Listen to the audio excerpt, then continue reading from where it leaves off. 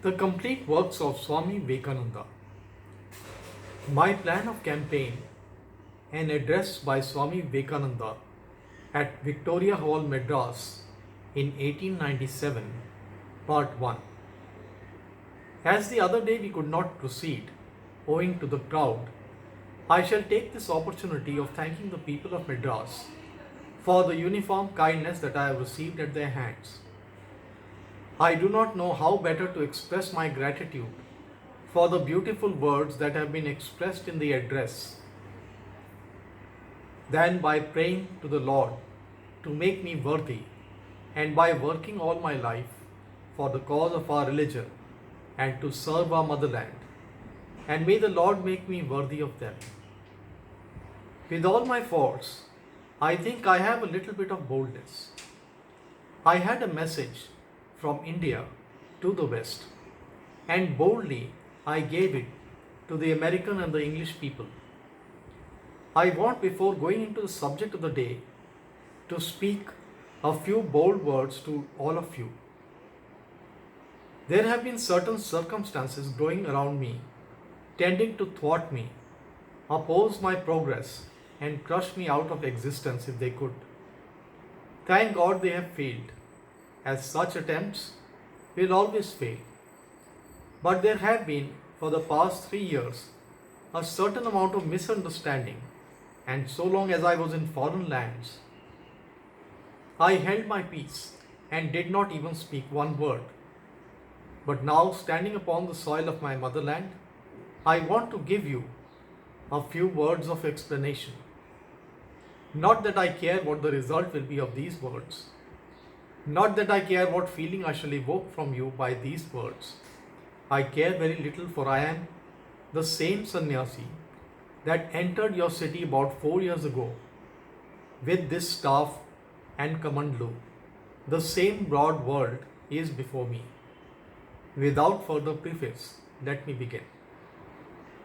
First of all, I have to say a few words about the Theosophical Society. It goes without saying that a certain amount of good work has been done to India by the society.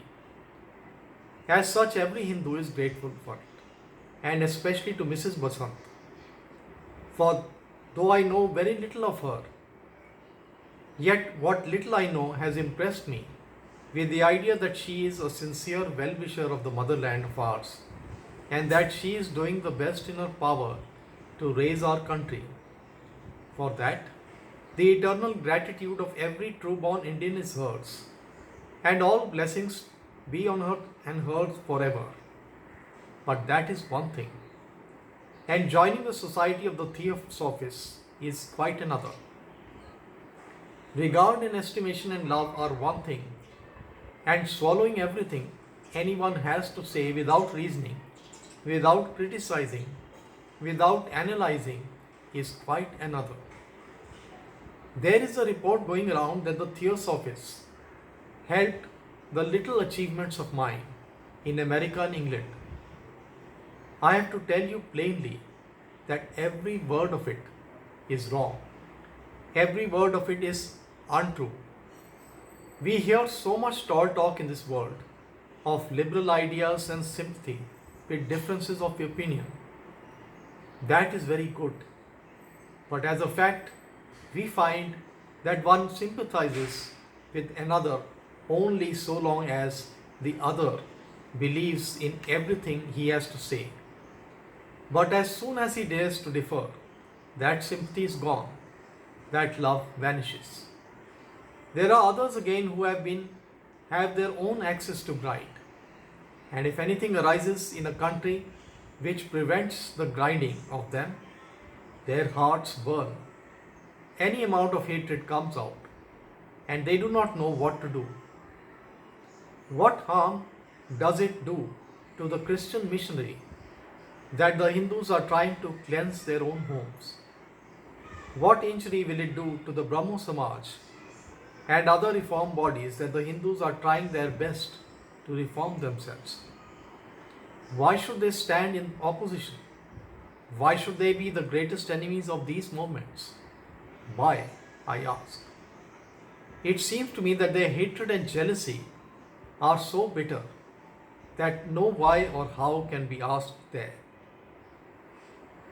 4 years ago, when I, a poor, unknown, friendless sannyasi, was going to America, going beyond the waters to America without any introduction of friends there, I called on the leader of the Theosophical Society.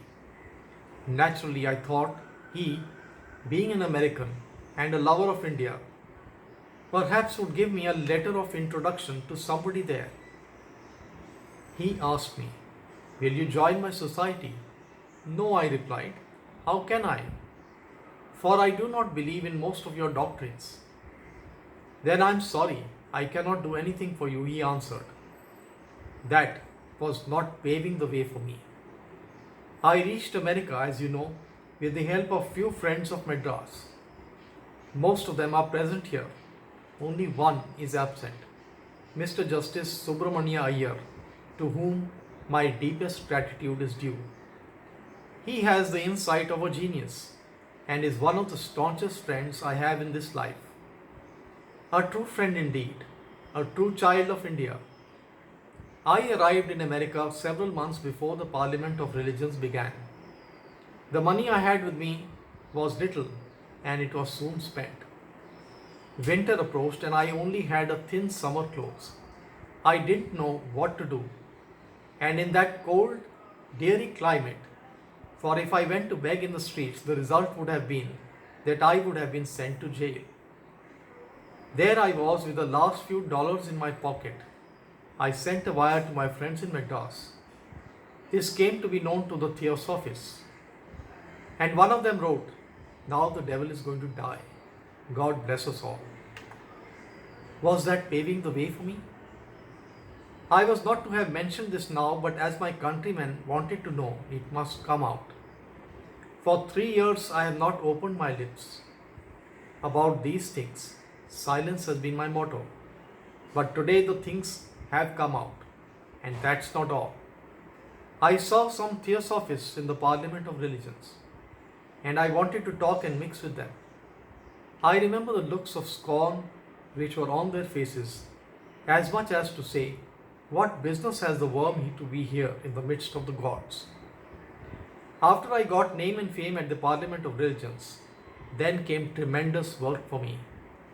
But at every turn the Theosophists tried to cry me down.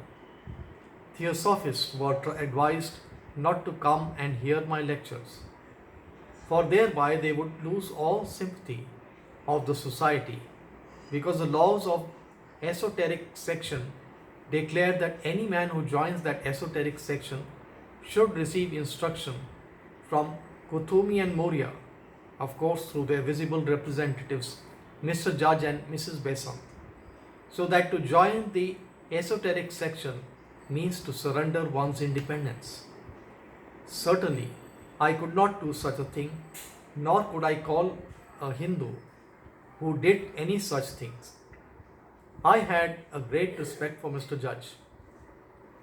He was a worthy man, open, fair and simple, and he was the best representative of the Theosophists ever had. I have no right to criticize the dispute between him and Mrs. Besant, which each claims that his or her Mahatma is right. And the strange part of it is that the same Mahatma is claimed by both. Lord only knows the truth. He is the judge, and no one has the right to pass judgment when the balance is equal. Thus they prepared the way for me all over America.